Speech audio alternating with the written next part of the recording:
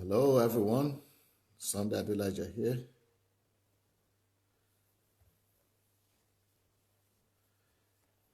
Good evening, good morning, everyone. Good morning. Here we are. I hope you are fast enough to make it on time and be here with us. Who is the first person? Wow, Boss. Boss and Shego now are competing to be the first ones here, and baby, and yet today. Wow, you are the fastest. Popola from Seattle. Akim Latifu from Norway. Blessings. Damilare from Agege, Lagos. Martinez from California. Victor Ogundipe from London. Sheyi Yitayo. Morning. Akinpelu Akinyemi. Fleur Karin. Blessings. Pastor Irene from Manchester. Bamishaye. Victor, how are you doing? I hope they sent your friends the book on my biography. Ladi Shoronka from California. Cecile, Blessing, Unkiru is here. Mayowa. Kwam is here. Emmanuel is here from Sweden. Fawa is here from Australia. Fumi from the UK. Favor is here. Lola Shoronka as well is here from California. Kenneth Amobi is here.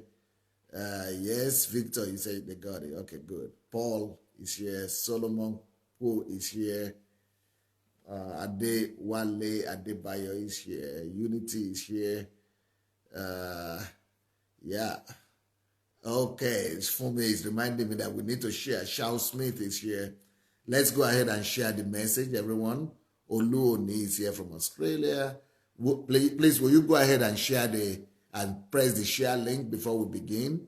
Aline is here from Montreal. Olutoyin is here from Cyprus. Martinez has shared the link. Please, let's go ahead and go back to our timeline and share the link for this program because it's going to be interesting and some people might be blessed just by being able to come on time to watch it. So will you please go ahead and share before we begin? Okay, Nelson Carroll from Kenya is here. Stephen is here.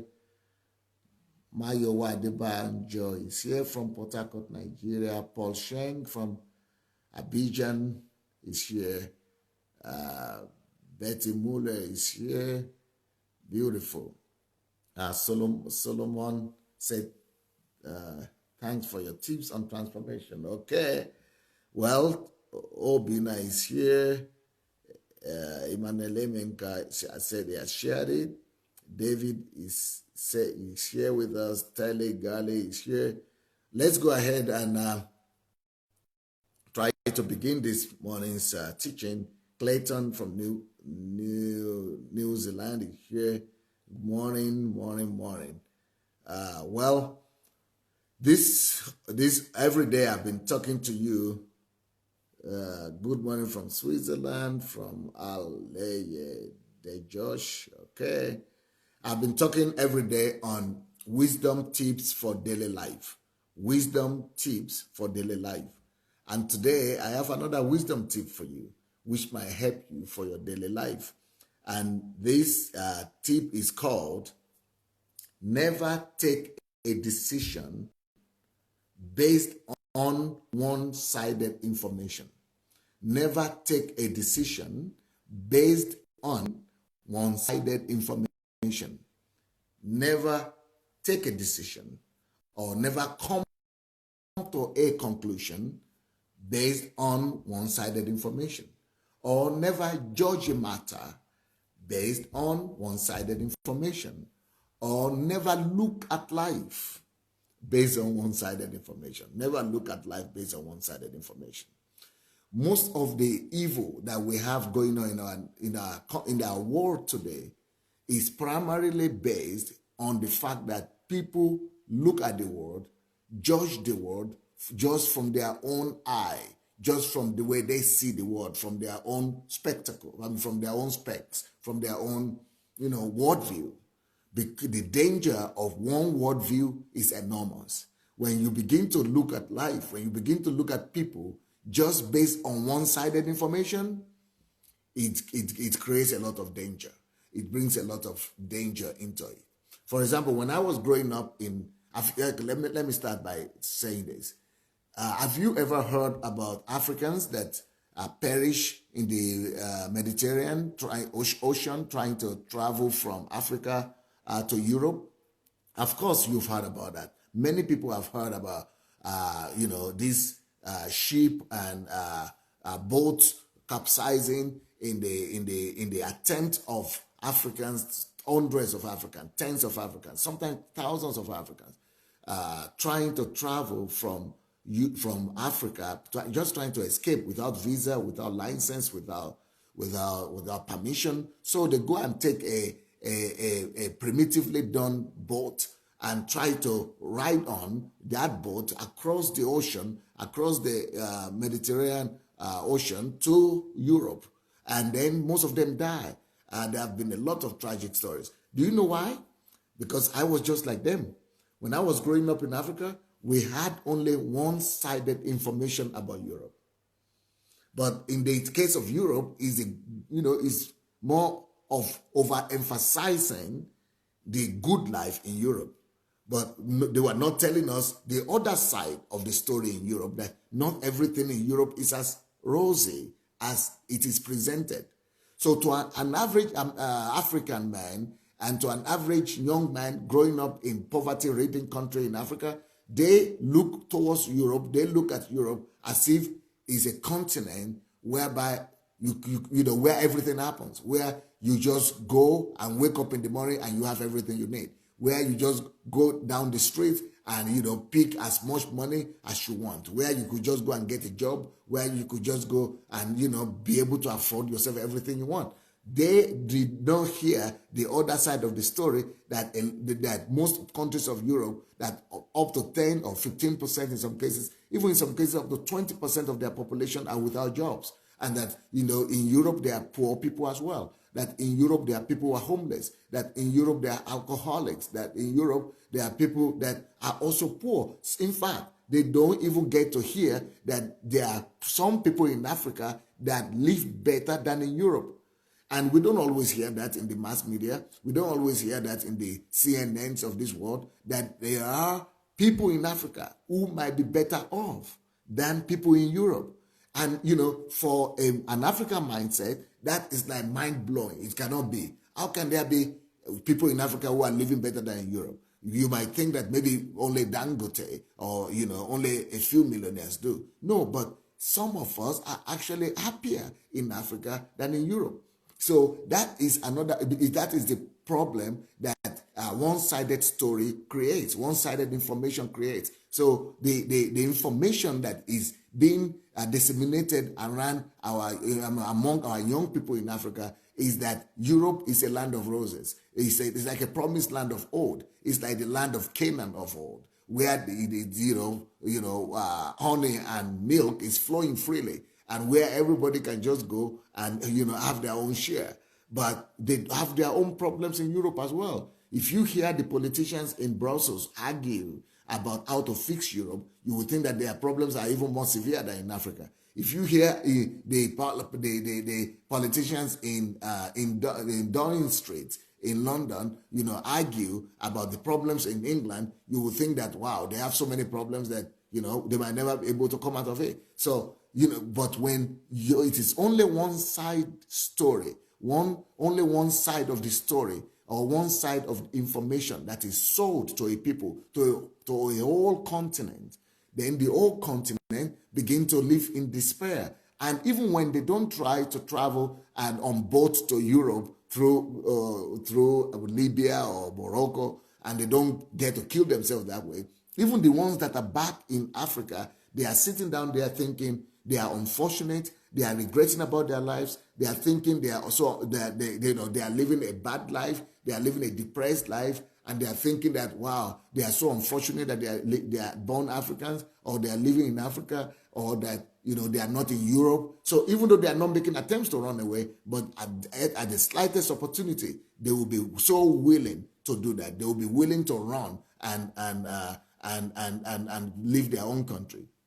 But the other side of the story is that even people who are not rich in Africa, many of them are better off than in Europe. In the sense that if a lot of people who are not rich in Africa, or even the very poor in Africa, they are not in depression. That is another thing. We should also, people, we don't hear about the press and the mass media talk about too much. Because when you talk about Europe, 40% of Europe, in the average, 40% of the whole of Europe is living in depression on a daily basis. In some countries of Europe, like the Scandinavian countries, their depression is up to 60% of the population suffering from one kind of depression or the other. Germany, France, England, all of them. Why are they drinking so much? Depression is eating up the heart of Europe. Living in Europe or having material things doesn't mean to be happy with life and doesn't mean to be satisfied. And that is another side of life that we should talk about, that we don't hear people talk about. That Africans are some of the most happy people in the world. They are some of the happiest people in the world. Not just because they have everything going on for them. No, on the opposite. They don't have too many things going on for them. They don't have things going on for them in the physical, but they have the environment of community, of being surrounded with positive relatives, distant relatives that carry the burden of each other, that they have the environment of Mary, of positive, of optimism, they have an environment of celebrating people, celebrating each other, of trying to acknowledge people, of being grateful, of faith. So what do you prefer? Do you prefer a situation where you have your fridge, you have your furniture, you have your apartment, but you come to that apartment and you cannot sleep at night, or you come to that house and then you are weeping at night, or you come to that house and you have your fridge full of food and you cannot even eat it? But in Africa, where people don't have all these things, they have somehow been able to find their unity with their neighbors. They've been able to find the unity with their creator. They've been able to find unity with the nature, that they have been able to have more joy than people who are in Europe. So when we just say Africa is a dark continent and we're so unfortunate and we're such a backward people, and that is just one side of the story, my dear. That yes, if you're talking about material wealth and all that, that could be true. But if you're also talking about inner satisfaction, a lot of them are much more satisfied. You can have, in America, in Europe, all over, people can have all these things, but they still need some liters of alcohol to make themselves happy. Why do you need to do that?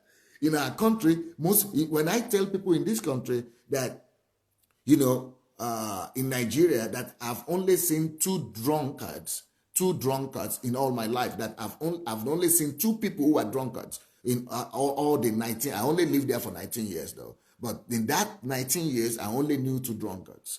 And that people don't drink, that we don't have drunkards in the street every day like they have here. We have other problems. You have poverty. You have people in the street because they are poor, but you don't have people, in the street because they don't have anything to do. They're just drinking, and they just they have money, but they're just drinking themselves crazy. And you know what people tell me here in Europe? They say, we want to come and see such a country. How can we want to have a look at such a country where people don't drink, where people are not so depressed? Well, that is one thing. That's another news. We should be talking about the continent of Africa. Okay, let me talk about Mexico, because I'm talking about Africa now as if this poverty and one-sided story is only about Africa. No, one-sided story is ruining our world. Not just Africans are trying to escape their continent and run to Europe. Have you heard of Mexicans as well trying to cross the border? I mean, thanks to Mr. Trump, he has made that popular that he's going to build a wall across the United States of America. You know why? So that Mexicans and other Hispanics and people from Latin American countries will not be able to run from their continent and to cross over to America. You know why people are trying to cross over? It's because they are thinking America is the land of promise. America is the land where there's honey and milk flowing, and that you don't need to struggle so much, and then you can go there and make a big life and make a big living for yourself. But on the other hand, what we don't get to hear about Mexico is that Mexico is not one of the poorest countries in the world. Mexico is actually in one of the top 10 countries in the world. Right now, Mexico is, I think, number 10 or number 8 in the list of the richest countries in the world. It's one of the biggest countries by GDP. But when you hear how people talk about Mexico in America, and when you hear about the way they talk about Mexicans in America, you will think as if Mexico is just another Africa, as if nothing is good. Nothing good is happening there. Yes, people in America make more money than in Mexico, but things are not as bad in Mexico. But Mexicans cannot even believe this. If I was in Mexico myself, when I went to Mexico, I was so shocked. I was saying, so this country is as good as this, and people are treating it as if it is a totally run-down country where nothing works, that every Mexican wants to run away. I went to Mexico. I said, if I were living in this country, I would not even bother to go to America. I would rather live in Mexico than go to America. But because the people in Mexico, the young man of Mexico, they only hear one side of the story. They hear one-sided information about how life is in America. They don't know the reality of their own life as well. They only hear one-sided information about their country. They don't hear the good part of their country. So because of that, they want to run away from their countries and run back to to America to make a living. They don't know that they could actually make a better living in Mexico, in their own country, than trying to run away. So what am I trying to say? That there is a danger when we just sell and we try to look at the world from one side of the equation. When there is a danger in one-sided information. Never you look at the world based on one-sided information. Never you judge people based on one-sided information. I remember this is so painful when I was growing up in Nigeria, and this everywhere. I was a short guy. Now people don't think I'm so short for some reason. Maybe because I was growing up, I was still growing up. I was not as tall, but I was pretty short. I was one of the shortest in my high school. And this is where you have kids from 12 to 17. And out of all even when I was in class 4 or 3 in the middle school, I was still one of the shortest. Maybe I was only taller than one little boy who was 10 or so, or 12. So, and they were calling me all kinds of names. And that name calling, just because the way they see me, they were calling me tuba, like a root of a tree, like teak. So, and because of that name calling, I thought I was good for nothing. I thought, I was despised and I was laughed at. I was ridiculed. And because of one-sided information, I never knew there was anything good in me. I never knew that I had brain. I never knew that I had something, that anything good was in me. I thought I was this ridiculed guy, the despised guy, that, I will just be the outcast of the society, that I will always be the one that the whole world laughs at. And maybe at worst, at best, I will be a messenger for some people, or I will be a gatekeeper or a gardener or a cleaner somewhere, because when people identify other people and we see other people only by one side of the story, when we only see one side of their lives, when we base our assessment of them only on one side information, we destroy people's lives. We ruin lives. We ruin our world. We make our world a worse place just by looking at people and judging them based on one-sided information. Let me tell you another way that I suffered from being one-sided. When I was in high school as well, and even from primary school, you will not believe this. If I tell you this story now, you will think this is not true, but it's true. It happened to me. It's the story of my life.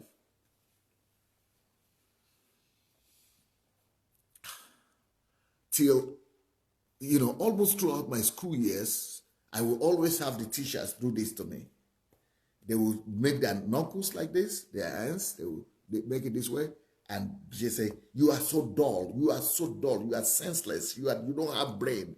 What kind of Adelaja are you? because I come from an Adelaja family, and Adelajas are known to be brilliant and they are well educated and that. So it will say, you are so dull, you are so dull. We've never seen an Adelaja that is dull like you before. But you see, and there is a reason for it. Can you believe it that I was really so dull? At least that's what I was told. That's what I thought. I was so dull that I couldn't read. I was in school, primary school. I went to primary school since I was 6. But till I was between that 6 and 10, I couldn't read. I mean, everybody started reading a few weeks after they went to school, but I couldn't just read. They taught me alphabets, A, B, C, D, E, F, G. I knew all that. I was saying that A, B, C, D, E, F. But when it comes to putting words together, I couldn't read. I couldn't just read. Let's say, for example, it was later on, I was only able to read after the age of 10. So I was in primary 4 and I couldn't read. They were promoting me one way or the other and I couldn't read anything. I couldn't read in English, I couldn't read in Yoruba, I couldn't read in any language. I couldn't read. I could read alphabets. They made me to, because they had a song, they made me to cram that to memorize it, but I couldn't just get things together. It was just here, while I was here, maybe a few years ago, maybe 10 years ago, that I discovered why I couldn't read. And this story will fascinate you because my teachers and the people that surrounded me that time that were saying I was so dull, they were judging me by one-sided information. And they were trying to teach me by one-sided information. Let me tell you what. Today now, it is now a common fact and a known fact that people learn in different ways. So some people learn by what they see. Some people learn by hearing. Some people learn, by other way. But my own way of learning, I didn't know that. I only discovered that recently, is through critical thinking.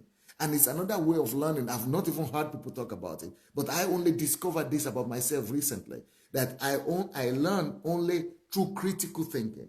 I think not, I don't have conventional thinking. My mind does not work in a conventional way. Even if you have followed my ministry, if you have followed the way I've done my ministry and I've been doing my ministry, I'm just different. But these teachers couldn't believe that a kid could be different from the way they were reasoning. Okay, for example, if I see something written, let's say a word like house, H-O-U-S-E, a house, H-O-U-S-E. When they put a house, the picture of a house for me to pronounce, and they say I should read ABC. I remember the ABC, and when they put the word house and said pronounce it house, I would not pronounce, because in my own case, I didn't like to just pronounce because the teacher said pronounce. I could pronounce, but I want to see why is it pronounced as house. I see H. Why did you say house? I can't see A, house. I can't see house there. I see H. I see O. I can't see A. And you say house. Why is house? I can't see H here. I see H here. I see O. I can't see A. Where is the A? House. Where is the A? Where is the house? Why? But at the end of this is E. And you have told me it is E. So it's supposed to be house E. So, I was thinking a different way. So when they say it is house, you just have to pronounce it that way. I have a conflict in my mind. Because you had said A was A and E was E. So I thought I should pronounce it the way you taught me, A, B, C, D, E, F, G, H. I thought, so when they say Papa, they write the word Papa, for example, father, Papa. They say pronounce it Papa. I say, okay, I pronounce Papa, but I don't see the relationship between the alphabet you taught me and this Papa I'm pronouncing. Because the Papa what you are telling me to pronounce as Papa was not pronounced as A, because A was said, they called A, they didn't pronounce it as A, they call it A. So if you say it is A and you are now saying it is A, which one should I believe? In my critical mind, in my critical thinking, I'm saying it should be pay. If it is A, let's pronounce it as A. You told me it is A, so why should you call it A now? Why should you change the rule on me and call it A when it is A? So if it is A, B, C, this letter is A, and you are now pronouncing it as A. I can't understand. So, but I couldn't argue with them, and I couldn't explain the way I'm explaining now. But the only one-sided information, information they gave me and they gave out about me, the only one-sided way they looked at me is a dullard. You are a dullard. You are so dull. They would hit me in the head. And I couldn't pronounce. I couldn't read. They say, why can't you read? You are 7 years old. You are 6 years old. You are 8 years old. You are 10 years old. You are 9 years old. You can't read. Why can't you read? They kept on beating the hell out of me. But each time I tried to read what they're saying, I am remembering the alphabet they taught me, because they had been teaching me alphabet since I was 4. And I remember the alphabet A, B, C. So I wanted to read the way I was taught. I was said to read the way it was being written. It was taught to me as alphabet. But but let me tell you how that ended. So what that did to me is that once I eventually learned the rules of how to read, I became so meticulous in my reading that I learned to pronounce and to read every single word and every single word, to try to learn out. Even up to now, I'm still learning how to pronounce. So I try to read every single word. What that did to me is, later on in life, when I began to read, I so much enjoy reading that I couldn't read in a hurry, because, it takes me, I struggle to read, to read like they taught me to read. So I took time to read. And look how God used that for good. Because of my nature to try to critically look at it, critically, analyze every word. At the end of the day, each time I read a book, I've read that book. If I read a book that is 200 pages or 300 pages, I will tell you on what page what word is written. I will tell you what point they made in what page, what is written in what with all the point, all the summary of the book, including what is written on what page. Even not only just what is written on one page, I will tell you what is written on what paragraph or what page. So I became so meticulous because I couldn't read all this while, and reading was a challenge to me. So because of my way of thinking, they didn't know this was an advantage. My teachers never told me that, okay, this guy is not good in reading like this or even reading fast, but when he reads, he can tell you the whole book. So that made me to be one of the best students. So now it's still affecting my life. People are thinking, when people look at Nigeria, they see problems and everything. But I take my time to have critical thinking, and I come out with such solution that nobody is thinking about. Or like even this thing I'm talking about right now, if you listen to my messages or my lectures or my teachings or my preachings, you will see that they are normal. They are not the usual things you hear from everybody every day. You know the reason why? Everybody is just repeating the same thing. I lost interest. In fact, I don't even know who to listen to anymore. I don't even know who to learn from, especially pastors and things, because everybody is teaching the same thing. They are repeating themselves. Everybody is copying each other, or whatever they are saying is just what everybody already knows. And when people read the Bible, everybody is telling the same old story. But when I read the Bible, because of that, my critical, analytical thinking and way of studying, I see new things all the time. I see what other people are not talking about. And that's why all my messages are always like original. And people are always saying, wow, what kind of Bible do you read? Wow, what kind of information you have?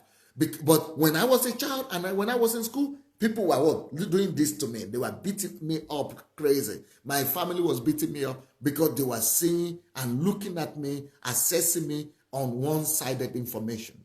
We shouldn't just say this is the only way to learn. We shouldn't just say if you cannot read, there are people who cannot read or write, who are illiterate up to now, and that doesn't mean they are not smart. That doesn't mean they're not intelligent. That doesn't mean that is all, that they are forgotten, that they are outcasts, or that they are failures. The fact that you cannot read or write, in fact, I will tell you a story. I read it in there. I even published it on my blog, and I published on my Facebook. I read it in news, and even CNN covered it. There is a lady, they call her Nike, in Nigeria, who is now a lecturer at Harvard. And she didn't go to school. She's a lecturer in Harvard. She didn't learn to read and write early in life. And but you know what happened? She didn't go to school. She didn't learn to read and write. But she knows how to work with her hand. She knows how to paint material. So there is a coloring of clothing that we have in Yoruba land that is called, I think, Idere or something. Idare or something. I forgot. I've left Africa for 30 years. I think Idare, they call it. When they make, some ornament to come on white clothes. And so she's so good in that. And making ornaments in clothing. And as a result, she is now a lecturer because of that skill. She's teaching that the skill that she's got to people in Harvard. I mean, she didn't go to a formal school, but doesn't mean she's not intelligent. So what I'm saying is that when we look at illiterate today, we say, Africa is illiterate. But that doesn't mean they are outcasts. That doesn't mean that they are not intelligent. That doesn't mean that they are bad. Oh, somebody just wrote that thing the lady does is called Adire. Yes, Adire, I think so. So, how do we look at illiterates? Do you look at illiterates back in your village and say, oh, these are illiterate, and you write them off, and you just, put a cross on them, you just write them off. But that is a mistake. Because it's just like me when I was growing up in that school. Who could ever tell that all the bright students, they were saying who could read, who could do everything right, the way the teachers they wanted it, that they are nobody now, and I am the one that has become somebody in life. Because sometimes when you are different from others, it doesn't mean it's bad. When you are looking at the world differently, it doesn't necessarily mean bad. It could be your advantage. That might be your strength. In my own situation, the fact that I couldn't read and follow rules like every other person, it became my advantage. So maybe you are having children like that you are suffering, that you are struggling with, that don't quite, fall in place like all other children, or they don't quite behave like you have expected. Maybe they have their own unique way of thinking, of their own perception of life, and you think, what is this problem with my child? Well, maybe it's their uniqueness, and maybe that uniqueness is what God is going to use to glorify them. In my own case, my own unique way of thinking, of looking at the world, what became my own unique way that God used to glorify me. And those things are helping me now because they help me to be meticulous. They help me to pay attention to details. They help me to be able to come on with ingenuity. Everything about me is about ingenuity. And that is just because of that thing that my teachers could not identify. And they were saying that I was a dullard. And so how do you look at poor people? I think as Africans, and if you're an African that is watching me, you must have suffered from that. When I come out, even here in Ukraine, when I go everywhere, the first thing people look at me as a black person, black. And the attitude is, we need to help him. Either I'm a refugee, or I'm poor, or we are just Africans that need help. But when people begin to discover that I'm not just another regular African that needs help, that this African is the one that is teaching them, that is teaching their people, it blows their mind. That this is African that is leading the largest crowd of white Caucasian people in the world. I'm leading 99% of white Caucasians in the world. And the only African that is living like that, only Barack Obama is another person that is leading a large number of white Caucasian people. And people can't believe it. How is that possible? Well, because don't think that because I'm black that I'm not good for anything. Don't think that because I'm African that nothing good can come out of Africa. No, that is the danger. That is the problem when we look at the world and judge people by one-sided information. So, but that is on a larger scale. But all of us sometimes do that. We judge other people on one-sided information, and on one-sided information, on one-sided worldview. Even look at the way we are talking about Muslims. A lot of people today, they cannot even look at Muslims. A lot of people today, they cannot look at Arab people because we are thinking, Arabs are terrorists. Arabs are killers. Arabs are ISIS. Arabs are Al-Qaeda. Muslims are this. Not necessarily. Not necessarily. You think about it. What about if you have been born in a Muslim family? What about if you had been born in Syria, or you have been born in Iraq or Iran? You wouldn't have any option. You will just be who your parents have taught you to be. You will think that is the way the whole world is seeing the world. You say, so we shouldn't be in a hurry to put a mark on people and say, you are just this and that. So if we see some Muslim, we shouldn't just think they are all terrorists. So that there's injustice when we begin to look at the world one-sided. When we begin to judge people just on one-sided information. My own family, for example, when because of Africa, I'm coming from Africa. I'm sorry, I'm talking too much about Africa today. I know there are people here who are not Africans, but sorry for that. It's just this is just one pain that I've carried all my life. Yeah, because I grew up in a poor family. And even me, growing up in that poor family, I bought into the story, into the idea of one-sided information. Because in my country, the one-sided information that is ruling that whole country, and not just that country, I think any country in the world, is that if you are poor, you are nobody. If you are poor, you are finished. If you lose your value if you are poor. If you are poor, you are not as valuable. If you are poor, you are not respected. If you are poor, that is, if you don't have material, but if you don't have money, they say you are poor. But that is a wrong definition of poverty. Because the person that is poor is not the person that doesn't have money.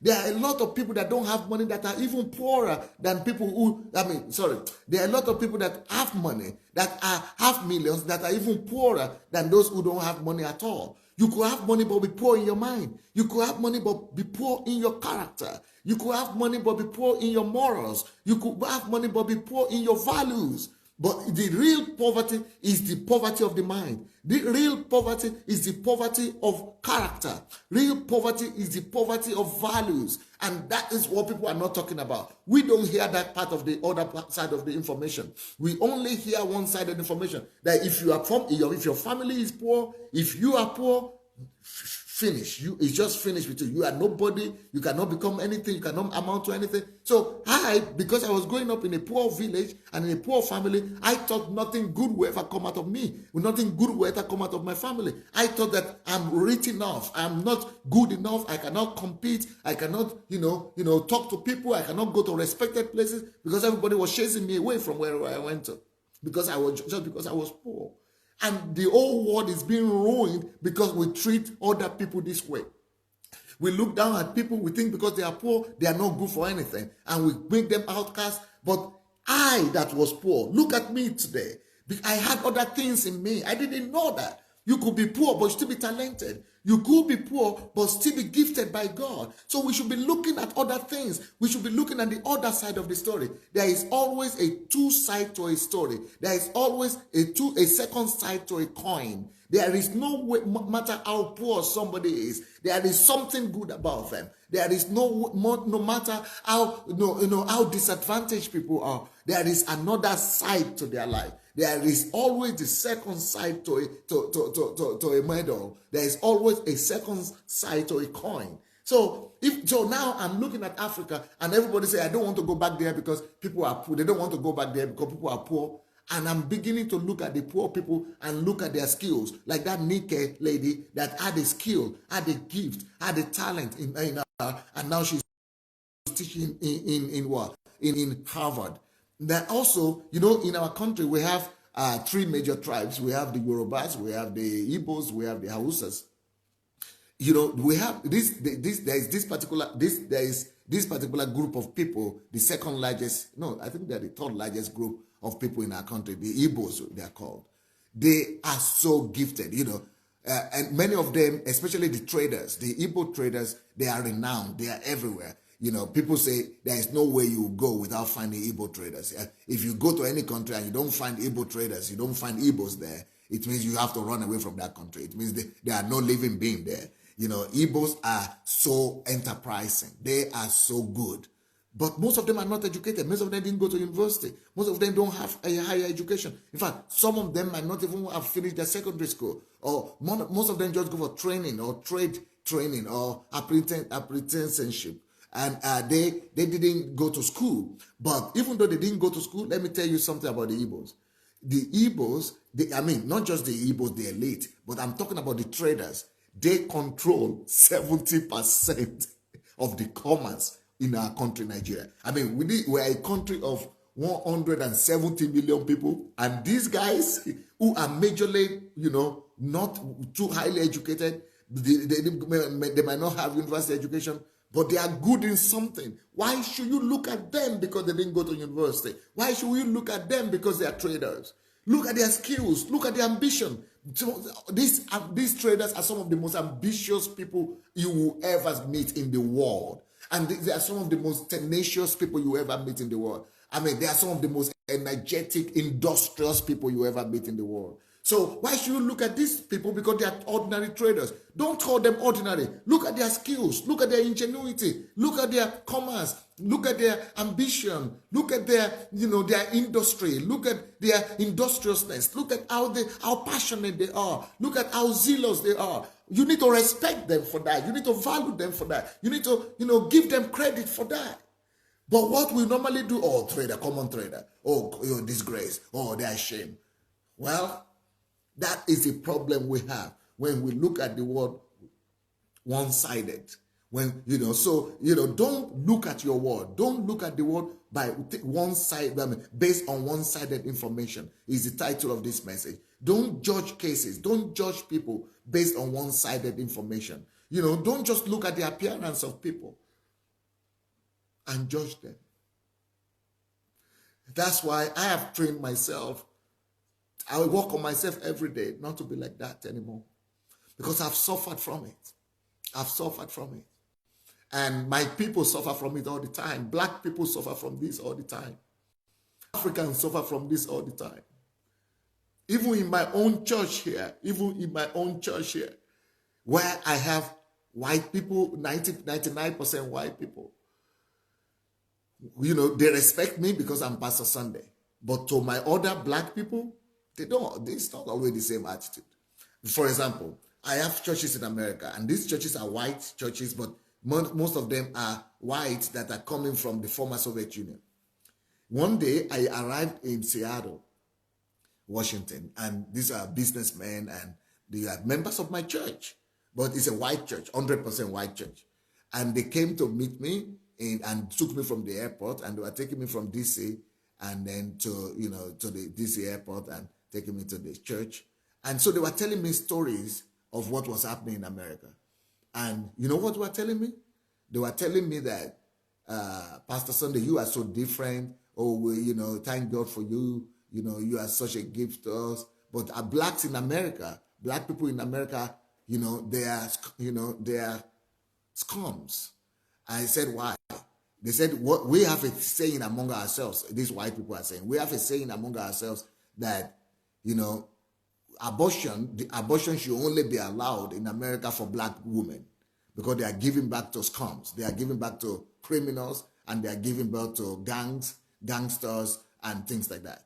This is, the conversation they have among themselves, but they think they are having an open conversation with me and joking about it, and they forget that while they are talking about black people, even though they are black people in America, and they are praising me, they are thinking that, I am the hero, I am there. But while they are saying that the abortion should only be allowed for black women because they are giving birth to criminals, they don't know they are talking to me. They are offending me.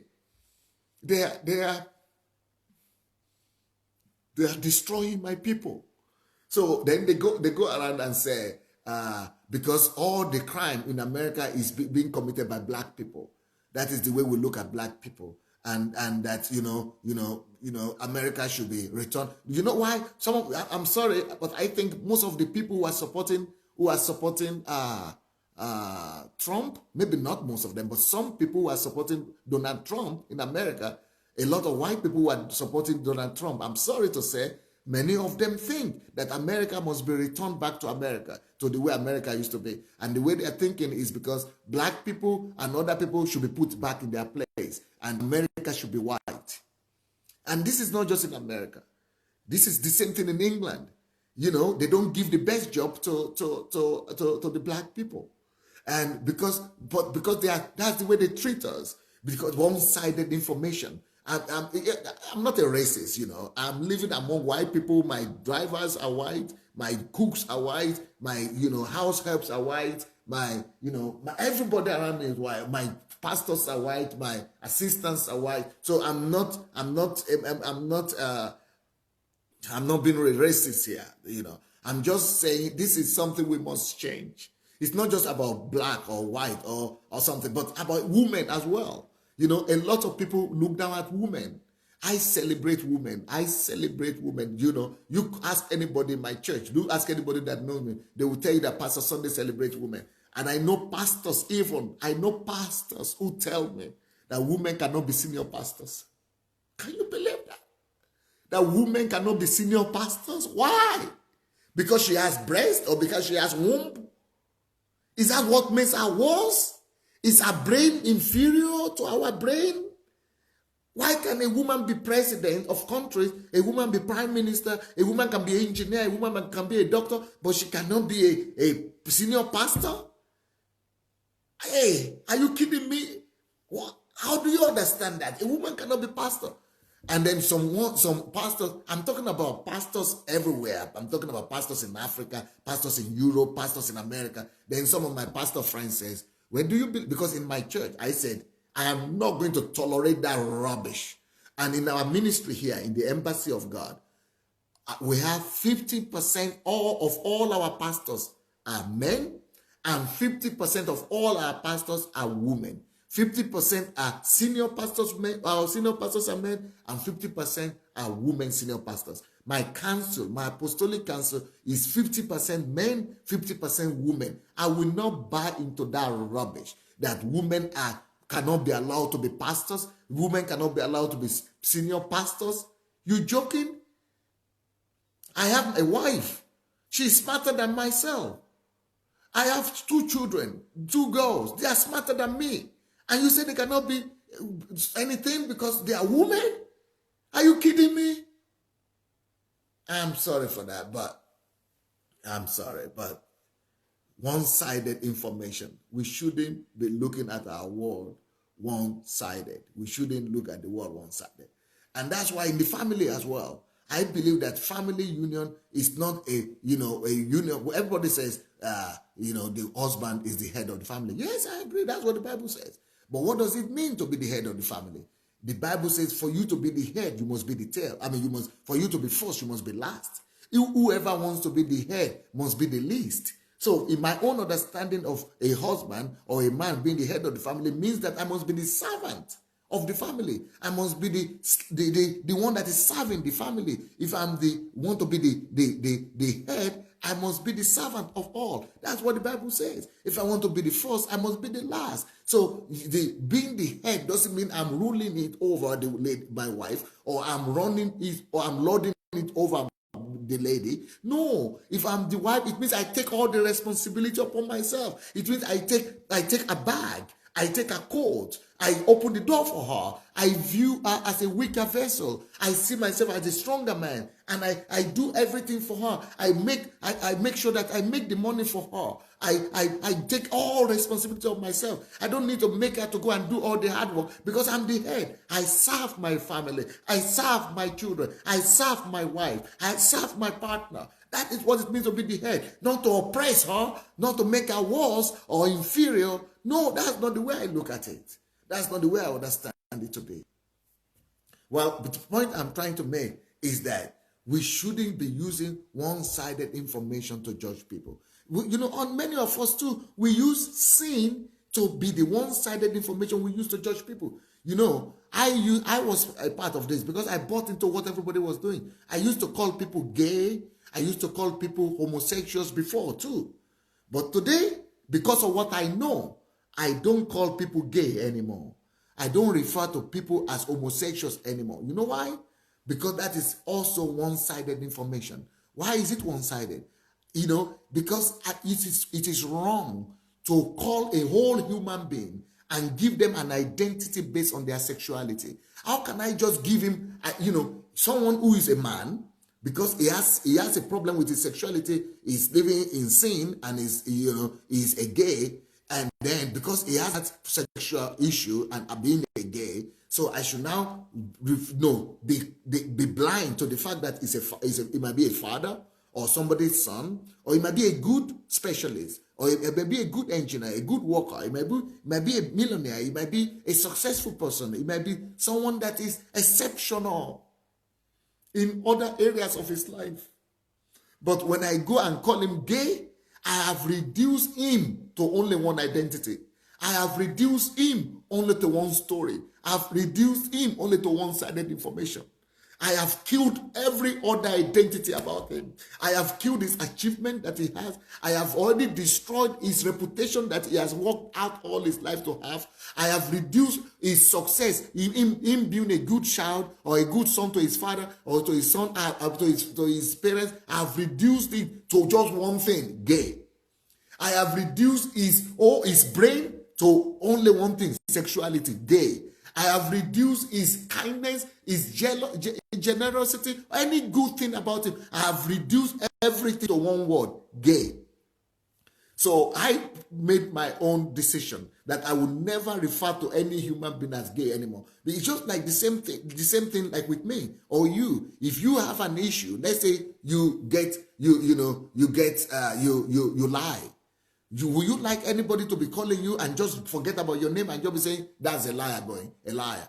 Or you have an issue with lust. Oh, that's a lustful person going. Every one of us has our own issues. Every one of us had our own issue, or we see our own issues that what we struggle with. Or maybe you struggle with your sexuality, you have girlfriends or boyfriends, or you have any problem. Doesn't matter what problem you have. And you want to be, that everybody should forget about the good about you and just be calling you by the bad thing that you've done. Will you like to be identified and be branded by the bad thing you do, by the evil thing that is about you? And every one of us, there is something negative that somebody can find. Will you like to be identified and just to be branded by that single information?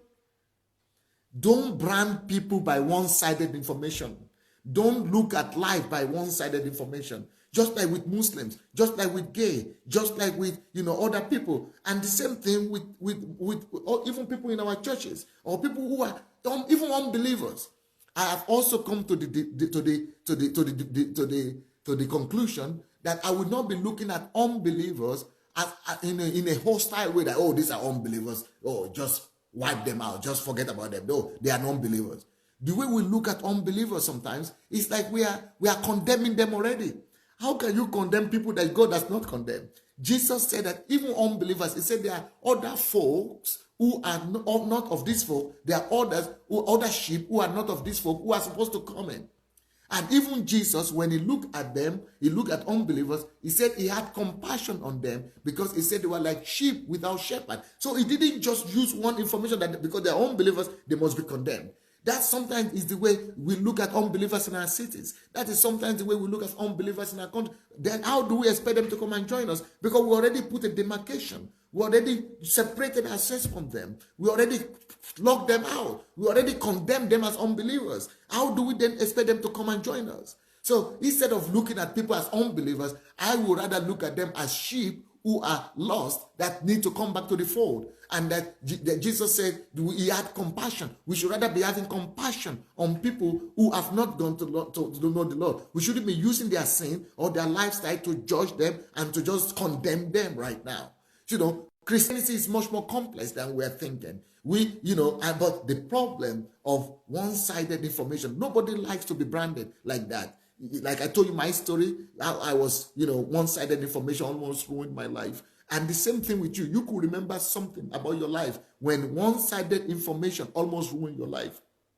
So one-sided information, we don't like it to be applied to us. Then why do we apply it to other people? If you don't want one-sided information to be applied to you, if you don't want people to judge you by one-sided information, don't judge other people by one-sided information too. If you don't want other people to look at you and just one-sided said, this is who you are, don't do that to others as well. You know? And there is another scripture that tells us a very good story about one-sided information. We should always look at the other side. We should always hear to the other side. Everything changes when you hear the other side of the story. You remember the story about Solomon. Solomon was regarded as smart and as a wise king, and the epitome of his wisdom was when he decided not to look at a case one-sided. You remember when the lady came to him and said that was his child, and that was her child, and that the other lady stole the child. Thank God that Solomon was smart enough to look at the other side of that story. When Solomon decided to listen to the other lady, he discovered that no, thank God he didn't just listen to one side. Because he listened to these two sides, he was able to take the right decision. And that is one of the hallmarks of the life and ministry of Solomon, because he listened to the other side. When we consider the other side of the story, when we listen to the other side, it makes us wise. We become wise when we consider the other side of the story. We become wise when we, even criminals, even people who are already condemned in the court of law, we should still try to hear their own story. We should still try to listen to them. We should still try to understand people's arguments, or why people become who they became, why people are who they are, or why people behave the way they behave. Try to listen to the other side of the story. Never take a decision based on one-sided information. Never relate to people based on one-sided information. Never look at the world based on one-sided information. Never condemn people based on one-sided information. Never judge people based on one-sided information. I have another example for you. You remember there's this president in Africa that is called Mugabe. Mugabe. What's his first name again? Mugabe. What's his name? He's the president of Zimbabwe. Yeah, and everybody laughs at this man. They laugh at him and say Mugabe, or he wanted to kill the farmers, or he was taking, because we are all relating to Mugabe according to the news report we hear from BBC, Reuters, CNN, and all these people. They have painted the picture of that man as if he's a demon, as if he's the worst president, as if he's the most foolish president in the world, as if he's the Robert, yes, thank you, Victor, Robert Mugabe. So we all paint a picture of Robert Mugabe as if he's the most stupid person, as if he's not smart at all, as if he's so foolish, as if he's not, it's as if he's crazy, as if how could he even be a president? But recent research has shown that Robert Mugabe is the smartest of all presidents. He's the most educated, at least. That man is the most educated. So because he's not reasoning the way the West wants him to reason, just because he's not thinking the same way our mass media and everybody, so it has been sold to all of us that Robert Mugabe is a crazy man. But really, maybe he's not crazy. He just has his own way of looking at the world. He has a different concept. He has his own passion. And we don't even bother to listen to his own story. And because Robert Mugabe doesn't have the media power of the Western world, the BBCs, the CNN, he doesn't have the same ability to be able to sell his own side of the story, and the whole world is just judging him by one-sided story. And that is another example, you see. That's another example of one-sided story, that the mistake we made by judging people and by looking at the world by one-sided story.